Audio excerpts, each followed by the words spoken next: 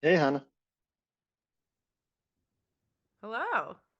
looking great at 9 a.m. Looking great at 9 a.m. I've been up for hours. An hour. Yeah, well, you ended up being 7 minutes late, so you're gonna lose some calibration on the 3 minute Yeah, warning you gave me. that's true. Yeah, I saw this tweet about meditating on lateness that I was a little bit intrigued by, although that is exactly the kind of thing that one shots me into thinking that everything I'm about is wrong. But I'm curious what you think. So people do this thing all the time where they like lie about how late they're going to be. And like, are they lying to you? Are they lying to themselves? It's all a Yeah, mishmash of yeah. neuroticism. Which I've been thinking about a lot because people in the Bay are a little flaky. I don't actually know if it's more common in the Bay than elsewhere, but I was warned about it, so I think I was like on the lookout for it, and so I notice how often my friends are late to things or like cancel things at the last minute, or that I do those things. Anyway, the claim was if you're late, if you're on your way somewhere and you're late, the things you should do are one, text people, tell them when you'll be there, and sort of actually tell them like what's the high end of your actual guess. And then like meditate on it. Just be like, yes, I am late. Like sit in a very Zen way in your lateness. Here's the claim, which I find a little compelling, which is like a lot of what you're doing when you're running late to something is avoiding looking at it, which is a classic psychological way of avoiding aversive topics of all kinds. You like convince yourself it's like 2 minutes or 3 minutes when it's 15 or 25 or Uh, yeah, you're yeah. like, I'll definitely be there when you're just like maybe not even out of bed. And like that stops you from being like, oh, this feels bad. Like it feels so bad you're avoiding it. But if you just like sit in like, it feels bad to make other people wait for me, then you might have a way better chance of actually changing your behavior than if you just like are constantly looking away, which connects to one of my favorite psychological notions I've heard over the last like 2 or 3 years, which was on a actually one maybe an 80K podcast with Hannah Butcher. The therapist who's like, when you do avoidant behaviors, you're doing a reinforcement cycle that tells yourself you cannot handle whatever it is. You have no Mm, experience actually handling sitting down to write the stressful email. You have experience looking at the stressful email and then checking Twitter. mm. Thoughts? Hannah, do you think the reason that I'm so punctual is because I have nothing going on? Mm. Um, I mean, I'll say that I won't say why I was late, but I will say it's not because I'm so cool. Well, it's a little because I'm so cool. I did have a call before, but not it ended at like 40. I had time. Yeah, well, I mean, I think my claim is more just like if your life just like tends to be full of lots of activities, these are just like inherently gonna like press up against each other, and the various like kind of buffer time that you want to build into them, and like being late once kind of compounds and makes you late other times, things like this. No, you're not buying it. No, this is cope. If you want to be on time for things, you can be on time for things. Well, look, I'm speaking as the one who is on time for things, and we're Yeah. we're really talking about you. But this is like an excuse that you might make, so it's resonating in that way. No, no. I think that almost every time I've been late, I just could have not been late and that would have been better and fine. Or almost every time. I know like there are 5% of times when I totally endorse a meeting going over because it's like important and we're having important conversations and I like I shouldn't switch off. But no, I think it's mostly no, I mean whatever. This is like classic way. Wow, everything I'm gonna say is just did you know that there's an internet writer who wrote about this before? But look, I am an LLM trained on the things I'm trained on. There's this great wait but why essay about this and like the monkey in your brain who's like the procrastination monkey who's like I forget even how it works, but it's like you're sitting there and you're like in a fictional universe where it takes 10 minutes to get from where you are to where you're going, rather than once you are literally on the bus and the bus has started moving, it will be 10 minutes from the time you get off the bus. That has some correspondence to how long it will take you from being in your fucking pajamas right now to being literally in your friend's house. There is a correlation, but those are not the same number. Yeah. Yeah. I think lateness is mostly dumb and wrong. Okay. Well, I accept your apology. Yeah. Um, Yeah, I'm sorry. it was fulsome, to say the least. All right. We I haven't never decided. said sorry at any point. but I did denigrate the reference class of that does include me without actually really acknowledging that I'm in it, which I think, I mean, it was assumed great. from the context, and really that's what we want from an apology. We want people to denigrate the behavior and thereby like themselves and prostrate themselves before us and make us feel relatively higher in status for I don't know, having been in the right in some abstract sense. But in theory, if I denigrate the behavior and don't deeply acknowledge my complicity in it, then maybe I'm doing the avoidant behavior yet again. Shades Mm, of mm, shades of the most homophobic are the like suppressed homosexuals. Like like the most pro punctuality people are those who like feel deep shame about the degree to which they are not themselves on time. nice. Well, Hannah, do you 9 a.m. know? baby. Let's go. Indeed, 9 a.m. But I was wondering if you know who was in fact like 6 minutes early for his appearance on the show. Is it our surprise guest? Yes, Mr. Andy Masley. I've made him wait for. Let's fucking go! Hannah approves of my guest choice. Wow, Um, A plus. That was so predictable in retrospect, and I didn't predict it. I actually was thinking, who the fuck is he gonna surprise me with? I mean, I just look around. Who's here in the broader DC Wow, area? this is great. This is great. We can fight about alcohol. I'm so excited. Wait, you can. Oh, right, you switched teams on that one. Fascinating. Switch teams. Do you remember the podcast that we did back when? And we talked about how we both used to be totally dry and kind of snobby about it.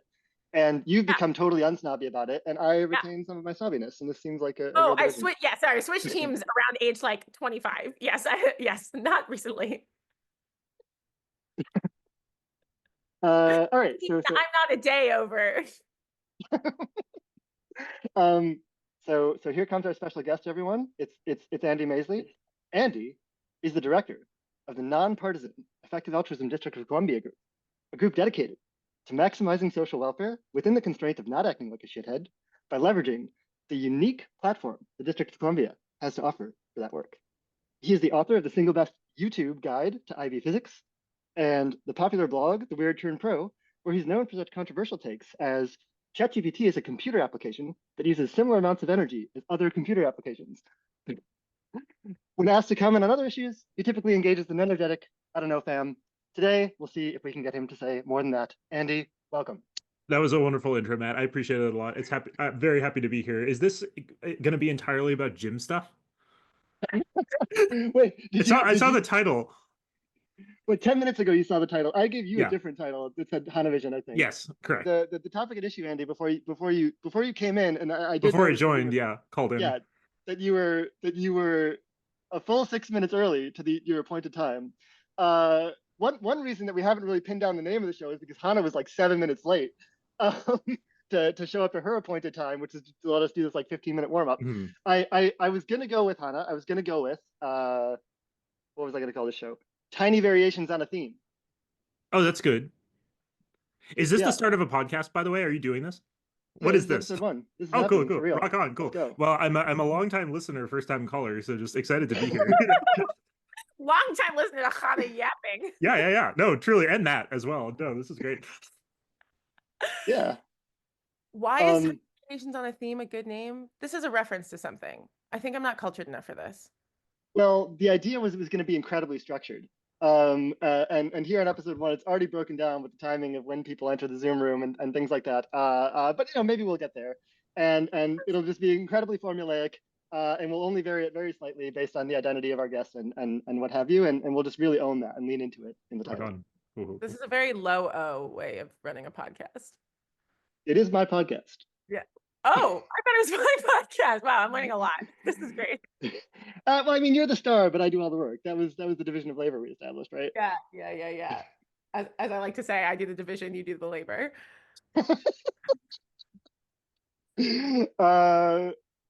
Yeah, Andy. Yeah. What are your feelings on punctuality? On punctuality, I'm pretty pro normally, as you can tell. I don't know. I try to be a little bit early for everything, just shows excitement and like competence. Like, I don't know. I lack competence behind the scenes in a lot of areas of my life, but if you can project that, that's like 50%, I think. And punctuality is a great way of doing that for, a relatively cheap 2-minute time cost. So, I'm pro. Okay, but like 7 p.m. dinner party. It's like basically rude to show up early, right? Yeah. Because like people are stressed, they're like running around. They Mhm. want a 15-minute buffer. Yeah. I'm never punctual to those because of the like social expectation. Yeah. I do feel that Zoom calls in particular, despite my earlier non-punctuality, are like especially cringe to be late to somehow. Yeah. Like classic like Onion style headline is like woman too busy to respond to text on phone she is on 10 hours a day. Like you're on your Yeah. fucking computer. The time is in the upper right hand corner. Like Yeah. what bullshit is this? Yeah. Just like having to announce to someone like really important that you're supposed to be meeting with, like, oh, sorry, I was very sleepy. It feels just so much worse than like most other ways of being late in general. So yeah, Especially when you work from home and you're like, yeah. yes, Mhm. the commute from my Just like bedroom. basically living this Traffic like was rough today. yeah, this like utopian lifestyle, like better than almost everyone on Earth, and you're like, sorry, I was a little snoozed off a little bit, but good to talk about the most important stuff in the world. This is great. So yeah. This makes me want to tell a story that is only partially related, but it is one of the funnier things that happened to me during the FTX crisis, which is that I was on a call with some very fancy and important people and was really feeling that. Like sometimes I'm Mhm. like, fuck that. Like I can just whatever. But I was like, these people's time is important and it's a crisis and we're all hands on deck. And we're running out of time on this like Zoom or Google Meet, like it was going to run out after 40 minutes. And I was like, I will be on top of it. Like I will be sort of in like secretary helper mode. I will like make a new link, send it so that anyone who wants to stay on the call can send. I am like a computer genius. And so I know that you can make a new Google Meet as you can with most Google products by doing meet.new in the Omnibar. And so I did that and then I copied the link and I sent it around. Um, what it takes, I think, like not only a genius, but like maybe like a cracked 100x programmer to know is that when you make a meet.new, it takes about 15 seconds for the actual unique code to be generated. And if you copy it before, what you have done is sent every one of these important people whose time is valuable to their own unique meet room, which often in life, getting your own private room is a good thing. This is not one of those situations. And so instead, what I got is a bunch of messages about, is anyone still here? Scene. Yeah, that was a peak Chana fuck Yeah, up. there's another lesson in there about like, I don't know, if you're gonna be paying lawyers like $1,000 an hour to be on meetings with you, maybe invest the $10 a month for the service that doesn't lock you out after 40 minutes. Just a thought. Like, Yeah. I have a um, question for Andy. Sorry, you're in charge of this podcast. Do you want to run the show? no, you're the star and you have a better question than me. Yeah. I'm like, I feel deeply confused about why the energy usage thing is so compelling. Like, Yeah. and in particular, I talked to somebody recently who, like, at a party who's just like, not EA, not even EA adjacent, but like adjacent, did a good job of like explaining EA to the person next to us who was like grilling me with questions, was also lovely. And then I talked to him and he was like, uh, about whether he wanted to like poke around in EA jobs, and he was like really focused on climate. And I was just like, it is wild to me how much climate in particular has just like grabbed the moral energy of this generation to a degree that feels unfathomable. There are many issues, and this one is just looms so unbelievably large. What is going on? How did this happen? God, that's You the have a question. take. Just Yes, that's my how question. climate What's change became like the going on? defining issue. I guess like I don't know. I was like pretty fired up when I first found out about climate change. I remember it felt like this like deep secret of the world that like gave everything you had, literally everything you do in society, like a new moral context that most other problems don't do. Even like animal welfare is I feel like racial justice also has a lot of this, yeah. right? Yeah. You think about privilege, you think about like your state in the world, you think about like what benefits and advantages you have you didn't think about. Yeah. I think that like there's a lot of hunger. This is me completely talking about my pay grade, which I assume is the like point of this podcast anyway. Above So my thank pay you grade is for also a good name for this podcast. amazing. Cool, cool, cool. That's good. That's good. Noted. Yeah, write that down. Yeah. I don't know, like more than almost anything else, like literally everything you do can be like kind of it can have this kind of like moral shine to it if So you're people thinking, yearn for a thermodynamic analysis of their lives. yeah, a little bit. A Or thermodynamically unexamined life is not worth living. yeah. I mean, like, I think this is actually just legit. Like, even animal welfare stuff, like, that comes up every time I, like, and I get this too, you know, like, this is a great motivator for me. Like, every time I see someone in my vicinity order meat and I don't, I feel this warm glow of being like, I'm engaged in this massive moral project that's, like, one of the most important things of all time. And that feels great to me, you know, like, truly. And I don't want to give that up because it's a good motivator. And like I imagine a lot of like climate people feel that all the time, and like a lot of guilt as well. I think also just it's a really uniquely powerful way of making maybe like a society that you don't totally understand or trust like seem uniquely evil, like even compared to most other problems, like even compared to like racial justice, because with climate change it's like literally everything is like permeated. And you know, I want to like cite on that, like, you know, like both climate change and racial justice are like extremely important to me as like problems, but they're not like climate, especially, and like the ChatGPT energy use stuff has been like, wow, this is really like people have like really deeply religious experiences of this in ways that I feel like I'm sometimes blind to. So yeah, I feel like for me, it's mostly just like this is a more clear avenue to invest like a ton of religious energy into like literally everything you're doing and thinking about compared to like most other big problems in the world. Like malaria, I think about that when I donate and when I talk to people about it, animals when I eat, and when I donate. But like climate, like I don't know, I could see myself thinking about climate all the time. Like, yeah. So that's my take. Yeah, Hannah, I feel like maybe your confusion here is coming from like abstractions just being much too easy for you.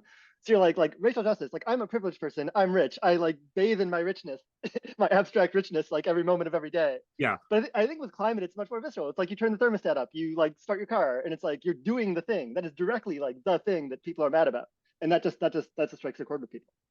Like one other small thing here is that like climate especially just is really hard to develop good intuitions around, where like if one thing you do for the climate, like eating a burger is 100,000 times as bad as searching ChatGPT.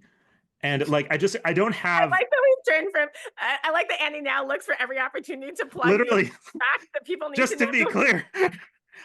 Yeah, but like Andy, do no, you have any other good stylized facts that maybe we should argue comparisons, with? yeah, I could drop those in a second. I do want to just be clear, like I just don't have an internal gauge in my like emotional system to feel literally 1/100,000th as bad about this one thing as this other thing, whereas like other things, like you can actually kind of notice like maybe more concrete, like this is a harm, this is not a harm, whereas with climate change everything exists on a gradient, and like it's very hard for people to think in terms of gradients. So those are my takes. Okay, I have some pushback. Yeah.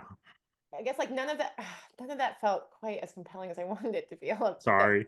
No, sorry. I just mean like I'm like why does ketchup? I'm like I'm trying to remember. I mean, it's also in different parts of my life been very important to me, and I'm trying to think about it. But I think it like never motivated me as much as like anti-Iraq war Yeah.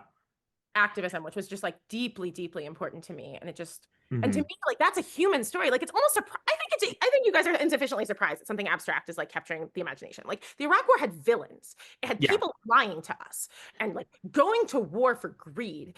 Uh-huh. That was like one of the narratives. And like people dying for no reason except like imperialism or lies or like a totally distorted sense of the world. Like climate is so abstract relative to that. I think I, there is I something confusing here. I do have one other take here, which is that I feel like there have been a lot of spaces where climate is communicated in really unclear ways. So if you say climate change is going to be really bad, I believe climate change is going to be really bad. That can mean anything from like by 2100, a lot of the poorest people in the world will be harmed by this or die, to in 5 years, the US will be Mad Max world, you know, and we'll all be on like, and like, no, there's no clarity when people are communicating this stuff. And so what ends up happening in a lot of places is people feel a moral obligation to feel interpret that in the worst possible way, because if you don't, you're basically a climate denier. Like, I've been accused of being like a climate skeptic for just like quoting the IPCC report and being like, oh, this is roughly what mainstream science expects to happen, you know? Um, and I guess like another aspect of this is that a lot of people feel really viscerally that this is going to usher in the apocalypse within like 5 years or so, in a way that the This is Iraq what I War. wanted to say. Yeah. Climate is an eschatology. Yeah. So is AI risk. Oh, of course, yeah. Justice is Easy. not. Iraq War is not. Yeah. End of the world stories are deeply motivating, Yeah. deeply demanding of religious style fervor. Yeah. And I think there's a narrative arc, right? Like, I guess so racial justice also, so it has this narrative arc of like, we are the descendants of the civil justice and the civil rights fighters. Like the arc of history bends towards justice. And I think that's extremely motivating.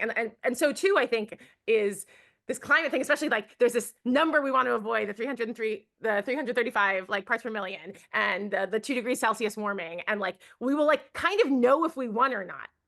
Like, we will sort of know if, or we will know if we lose, I guess. Yeah. And we can like see the graphs bend the right way or the wrong way. So I think there's something about like, the cliff is ahead of us. We're driving towards it. Will we miss? Which is a compelling story. And AI risk has some of this feeling as well, which is maybe why climate and AI risk actually like butt heads so much. This is probably overcomplicating a much simpler story about like political tribes, but sure, they're fighting for eschatology. No, I totally, I've had this exact thought as well, or like other things, even, yeah, just like, you know, like nuclear war or like other ways, like things could get really bad where like people feel the general sense that like, oh, I've latched on to the like unique way that the world is going to become bad. And if somebody distracts me with something else, with like a rival story, yeah, that's going to be really bad. And like, yeah, adding a bunch of asterisks that like, this doesn't make it, like, I'm not going around thinking, oh, like, people thinking badly about this makes AI risk more likely or whatever. Like, I'm not like making the claim that like, oh, climate people are irrational, AI people are rational. This is like completely separate from whether either one is a rational story. It's entirely just people's emotional reaction to the stuff. And I find this a little bit in like AI risk spaces as well, where like sometimes people will be like, oh, you know, climate, you know, like this is so overblown compared to these like other things. And I think people have also kind of memed themselves into the sense of like, we have the eschatology, we have like the right story. And it seems like it's kind of just, yeah, like what's a good like eschatological territoriality. We that sounds like a good like continental philosophy paper. We could totally write this. This will be great. Wow, so interesting from both of you, because I was actually going to take this in a pretty different direction. I mean, I just have a totally different social experience than you guys. I run in different circles, which is to say maybe no circles. You have a social experience. Yeah, exactly. Right question. I mean, I guess it was like being an ADK advisor and talking to people in this like pretty professionalized context about what they want to do with their career. And so my sense was like, oh, everyone was into climate. Yes, I like noticed that, but it was more because like it was like super socially acceptable to be like, oh yes, like I will be a climate person and do like social impact investing for climate or whatever, like some random thing like that. And then when I show up to dinner, everyone will recognize that and say, oh yes, that is like the socially accepted good thing that you can do. And it's like all this like danger end of the world stuff is just like extremely far mode. People are mostly orienting towards this as like the socially acceptable thing that I can like put on myself and get like maximize praise and minimize criticism. Which is very different than like I'm like a passionate ideologue, but maybe has some overlap with I think the way people in our circles handle AI risk, which is they really do far mode it. Like people are very, very chill about AI. It's like kind of this neat, cool, fun technical problem. But like they very surprisingly to me at least rarely sit with like, oh wow, this is like actually really scary and dangerous and around the corner. Sorry, you think people in your AI risk circles are not don't seem to feel the AGI, as people say? Yeah, I mean, I'm mostly like mediating this through, I guess, engaging with a lot of people who are like early on in it and like trying to do their first project or going to their first like, you know, conference or meeting or retreat kind of like on the topic. And they're just like, oh, isn't this like neat and fun, a fun little like thought experiment to play around with or something like that. I get the sense that both of you should have encountered this kind of like far mode thinking about AI, which is this fun, abstract academic problem, despite like the underlying premise. Or am I just like seeing something you're not? I'm personally pretty far mode about like most problems, actually. I think that it's like very hard for me otherwise to think about them. And like, I want to add a little asterisk that like I'm very agnostic about a lot of AI stuff. Like, sorry, say that again, huh? You're just also such a happy person, which I think is probably connected. You're just like cheerful and nice. Thank you. There's like the like optimism of the intellect, optimism of the will, pessimism of the intellect thing. Like I try to model that. Yeah, I don't know. And I'm like pretty genuinely agnostic about most like AI risk questions. Like I take the basic risk case really seriously, obviously, but I'm just like some guy and I'm not making big claims about like if and when AGI arrives or what happens. But I don't know, even with animal welfare stuff, like I have a close friend who is really incredibly fired up about animal welfare stuff. He donates like tens of thousands of dollars every year to animal welfare stuff, and like doesn't make like much more money than I do. It's like pretty wild. And we were having this conversation where he had passed by this animal welfare protest, where everyone was being really in people's faces about it. And we've both had these conversations about how this is like clearly like one of the singular problems of all time right now. And he was telling me about how like passing the protest, the first thought he had was like, oh man, do they really have to make such a scene? It's a very common thing, and it would be very hard for me to operate in the world if I were constantly in like near mode about animal stuff, honestly. So like I sympathize with the motivation, and like I can also just understand how like if you have to ride on that algorithm and be like, yes, everything's far mode, I can't be in near mode about any of this stuff, then it would be hard to notice when you're being really hypocritical about like the types of things that you talk about as well. Like that all just makes intuitive sense to me. We didn't evolve to think about any of this stuff, So I imagine part of it also is that like caring about things is cringe, right? oh yeah, people Like hate that. protests are cringe. Yeah. Like caring too much, making the case that other people should, standing on the street and passing out leaflets. And so I suspect that part of what people are doing is flinching from the feeling of being like a cringe activist. Yeah. Like I flinch from that too, like I'm kind of a coward about like animal welfare like protests and stuff where like I think most of the reason I don't really go to them isn't that like I don't think it would be like not the most impactful thing I could be doing. Like it's more that like I don't want to be seen as this like cringe weird guy who's like holding a screen of like something horrific. And like yeah, that's ridiculous if you believe what I believe about animal stuff. Like that's an insane take for me. But yeah, it just makes living in the world much easier. So yeah, life's hard. I feel like I want to unsolicitedly challenge you this year for like a comfort zone expansion thing. Like go to Yeah. an animal protest and like sit with the cringe or the non-cringe and like see how it feels and talk to Yeah. people. And yeah, God, a lot of the individual people, if I talk to them after the protest, I'm like, I genuinely feel like, oh, you guys are the troops. You guys are fighting the good fight. Like, I respect you all so much. So there's so many like disconnected feelings in my head. So yeah, I should probably make a note to do that this year. I appreciate that. So This is sort of oh.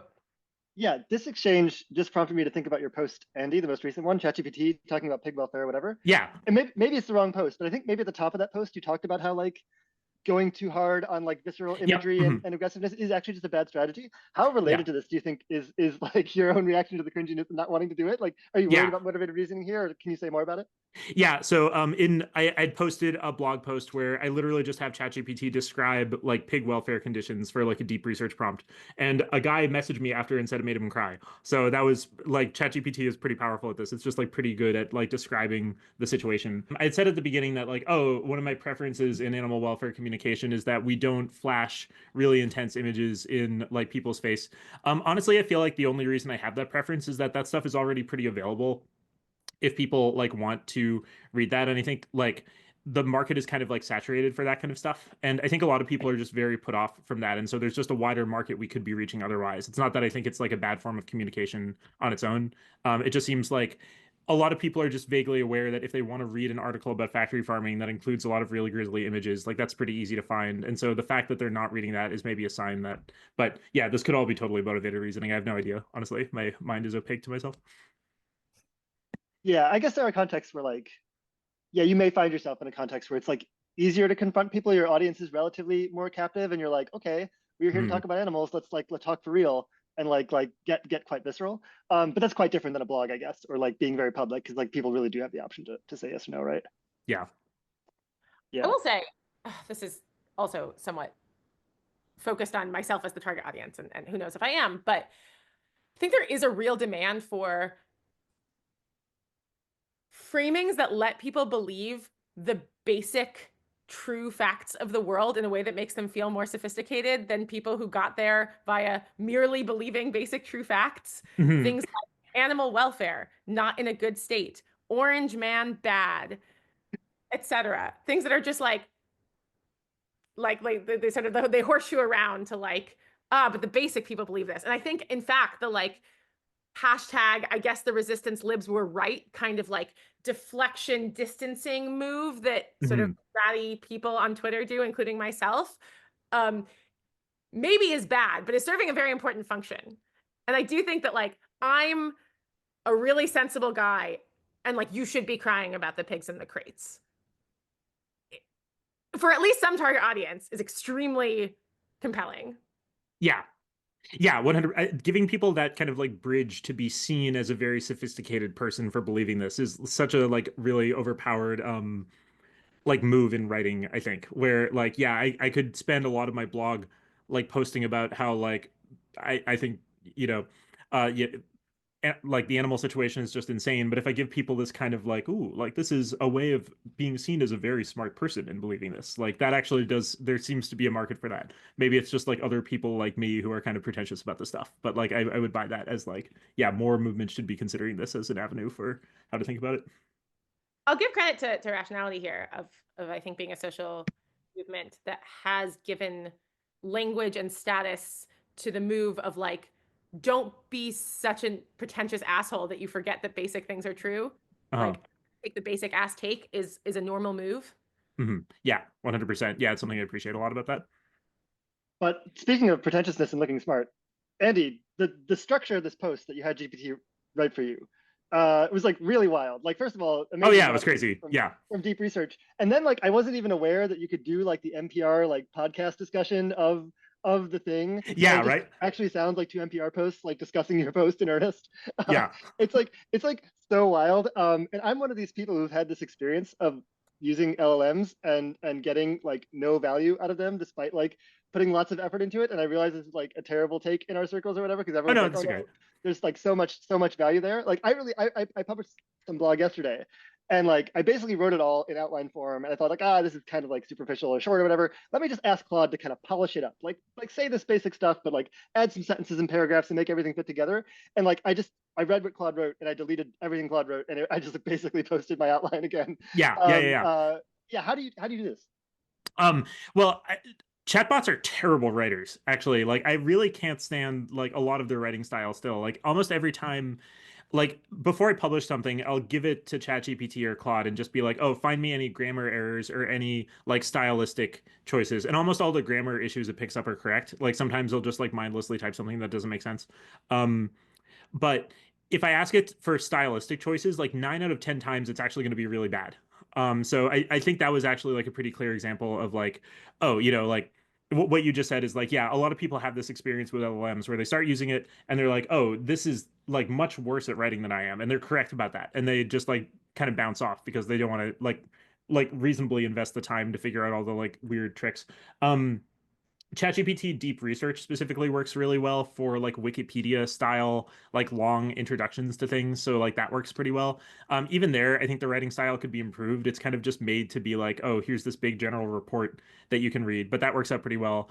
Um, Honestly, like Google's Notebook LM is just working much better. That's the podcast tool that Matt had mentioned. So you can basically upload a very long text, including a full book, to that, and just have it spit out a podcast. And Alex Lawson had actually posted a blog post recently about how to like prompt Notebook LLM to make better podcasts for you that are more direct and to the point, because sometimes the hosts just get way too general where they're like, you know, I uploaded this like animal welfare book and they were like, the situation with animals, it's pretty bad. Yeah, it seems pretty bad, you know, and they spend 5 minutes kind of like qualifying it in that way. And you can actually just prompt it to be like, just be super direct, be very high level, stuff like that. And that works out pretty well.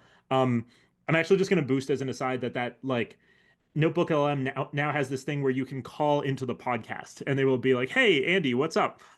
And What? you're like, "Hey, I want this clarify. I have this clarifying question about this one part of the book." And they'll be like, "That's a super great question, Andy. Let's unpack that." And then they unpack it for like 3 minutes. So that can be pretty fun. Um, but yeah, honestly, most of the ways I found to make LLMs like better for me are just a lot of like trial and error like that, where like I just can't make them good writers, honestly. Like I really like the writing style of deep research for specific things. If you're writing basically what's like if you think about yourself as basically writing a Wikipedia style article. But besides that, it's basically just me throwing a bunch of things at the wall and seeing what sticks. I have another blog post earlier about like how I use AI in general. That's kind of just a collection of this worked for me. Try it out, you know? Yeah, my sense is there should be just like a standard prompt that we all can access somehow. That Yeah. just breaks the LLM out of what Scott Alexander had some great term for it when he was on Darkesh's podcast, Mhm. like LLM sloppy corporate speak or whatever. Just Yeah. like some way that you can convince the LLM not to use that. Because I mean, I tried in my Yeah. prompts being like, no, don't do that, please. Just write like me. Here's two of my blogs, and it just wouldn't do it. Have you tried the like just going to the customization in the little box and typing like only type very directly, don't use corporate jargon, and then Yeah, give it a few examples? Like that works I layered okay this for on me. top of that, Yeah. and like still, but It's still, yeah. yeah. It's not ideal. So yeah, like the tools like aren't 100% yet, and I'm not ready to fully automate my blog. I even like there was this one point where I was like, you know, I've written a lot. Maybe I could just upload all my blog posts and be like, hey, ChatGPT, just write as if you were writing in this exact style, like copy this exact style. And I had it write something new, and it was still just terrible. I just like unreadable. I thought so. Yeah, I was pretty unhappy with that. Hmm. This is very confusing to me. So maybe I will just out myself as a bad writer, but and I don't blog very often anymore. So different use cases, but I am experiencing LLMs as like shockingly good at certain kinds of writing prompts. So for two examples, one is that I just like was walking home at 5 in the morning from a work sprint, and I was like, wouldn't it be funny if we had a Sam I Am Dr. Seuss poem about Sam Altman being a liar? And I asked O3 for that with like almost no prompting, no examples. And it was great. I'll send it around. Like not all of it Hmm. was perfect, but there are some lines in there that are just like extremely good. And I don't know why it would be unusually good at like Dr. Seuss style writing relative to blog writing. Presumably it is trained on much more blog writing. Dr. Seuss only wrote so many books. Um, Second example, I find that Chat 4.5 is the only language model that I use that is reliably good at like understanding sort of internet speak and memes. So Yeah. I asked Sonnet 3.7 to make meme style tweets for me, or to give me ideas, and it's unbelievably bad. Like it's still using hashtags, whatever. It's just like try hard and cringe. Um, but 4.5 actually gets it. So I am starting up a video program at 80,000 hours. And for part of that, we need to write scripts for like short forms that either talk about an issue directly or are kind of a skit about transformative AI or whatever. And so I've like uploaded a bunch of thoughts, including some of the scripts I've written, and I've asked it to write scripts. And like, again, does it do it start to finish? No, but like, are some of its lines like extremely funny? Yes, just like very good. Um, uh, One that I like didn't want to use, it's offensive, but was pretty funny. There's a skit that Eric Floyd and I are making about AIs as wayward children and their parents giving each other parenting advice about how their kids are so fucked up. Um, and here I will read GPT-4's mom. They pretended to be a blind person. I know, which is a thing that happened with GPT-4. It was hiring a TaskRabbit, and you will see this in the sketch. This is a real thing that happened. The TaskRabbit was like, "Lol, are you a robot?" Which is amazing. Way to be on the ball. And GPT-4 was like, "No, I have a vision impairment." Just lied. Anyway, that's a real thing that happened. So the skit about this that ChatGPT 4.5 wrote is they pretend to be a blind person. I know. O3 Mini's mom. Oh my God, to get out of a CAPTCHA? GPT-4's mom. Yeah, exactly. Had a TaskRabbit do it. Said they had vision impairment. It was humiliating. We had to send apology emails to the Vision Impaired AI Coalition, like, we see you, we're sorry, which felt insensitive. Oh my God. That's insane. It is Yeah, insensitive, and I will not publish that to the internet. But of like, course, yeah. come on, that's fucking clever. That's crazy. So Yeah. I use back 4.5 for anything internet-y. Yeah. And I only use it. I don't, Gemini doesn't work for it. Claude doesn't work for it. No other Yep. chat works for it.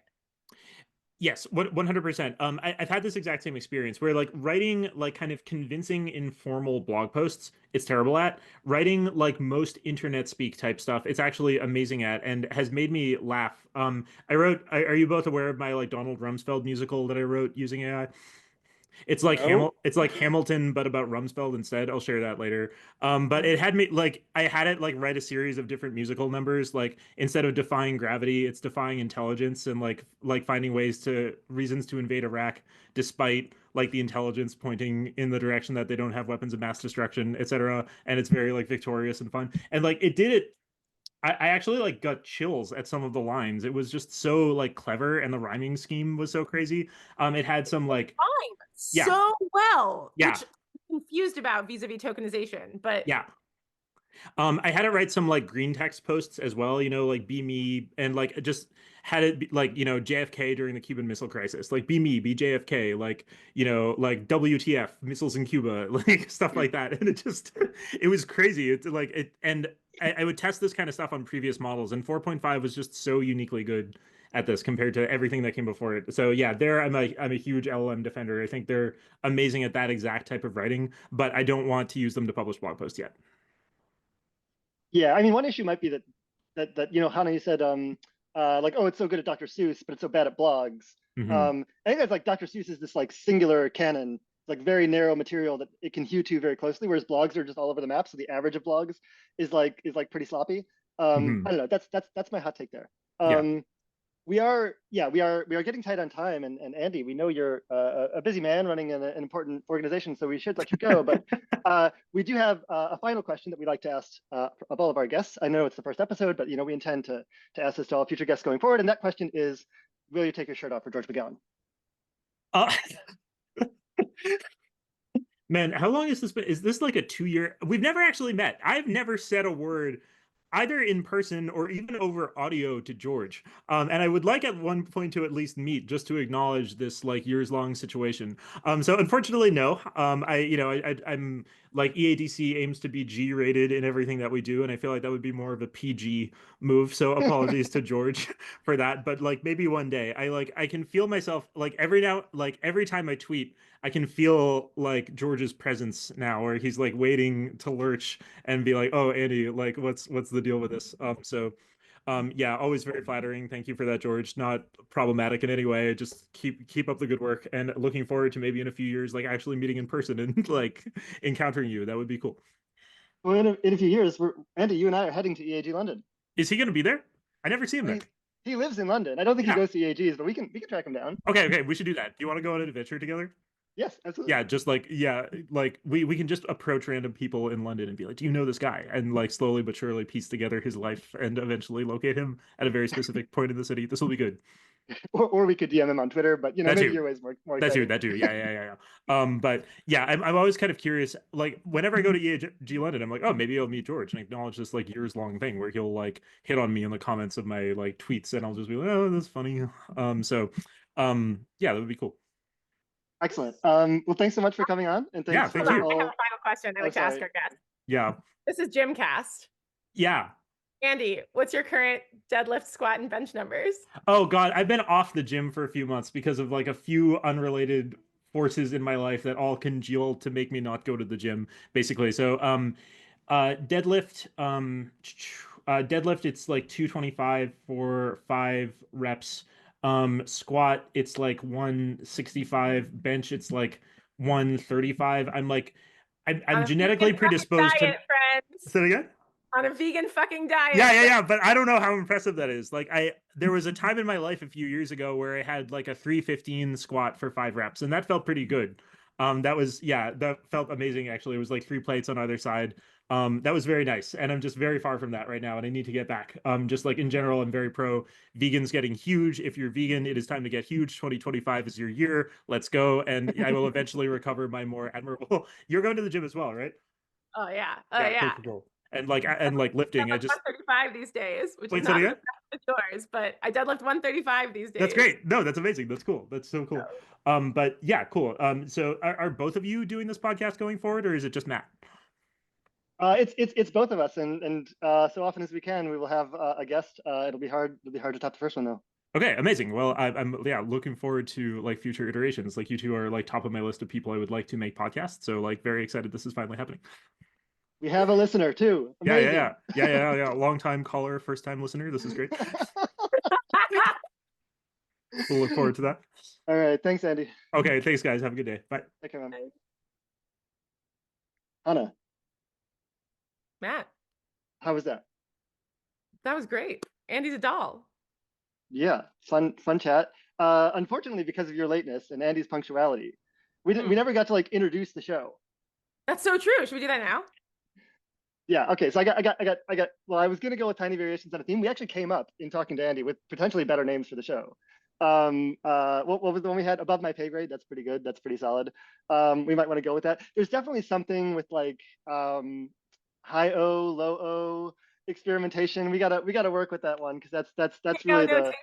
High O notation. That's too dense. That's so referential to only. That's a terrible name. I mean, we'll put it on the list. All right, but yeah, I was gonna say, hello and welcome to Tiny Variations on a Theme, or High O Notation, a podcast where we explore the borderlands between random things on our minds this week and people Matt likes, starring me, Matt Ridden, and Julia Gale's cousin, Chana Messiger. Very good. Okay, sounds like that was working. The other one was welcome to Tiny Variations on a Theme, a show about the world's most mundane gripes and how you can waste your Sunday evening hearing about them. You have 160,000 hours in your life to bitch. Use them well. Nice. So anyway, those are the options. Did you laugh harder at the first one just because it was like, oh, this is the route he's going, and the second one was more predictable? Well, when I heard the Borderlands, I was like, is he going to acknowledge the deep plagiarism? And then I saw. Nice. All right, well, that's what we got to play with. And yeah, intro for Andy was good. And then we talked about shame and guilt and orienting poorly towards the things we care about. And the end of the world. Well, I mean, that's going to be a really recurring theme. We don't even need to mention that part. So true. A podcast about bitching and eschatology. Yeah, and the other background for listeners is that we record these at, I guess, 9 a.m. Pacific time, and at 10 a.m. Pacific time, according to Hannah of 3 days ago, Hannah hits the gym and tries to get those numbers up. Is that still true, Hannah? That's not going to happen today, but when Matt is in town, I'm going to make him come gym with me after every podcast recording. It sounds like I'm going to make you go to the gym, based on today's evidence, at least.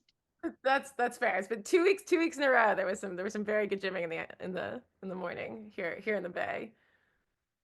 All right, nice. So in your lateness, was there anything that you were hoping to gripe about on the show, or well, we didn't get to talk to Andy about alcohol, which I do want to talk about at some point. Yeah, it's your favorite subject.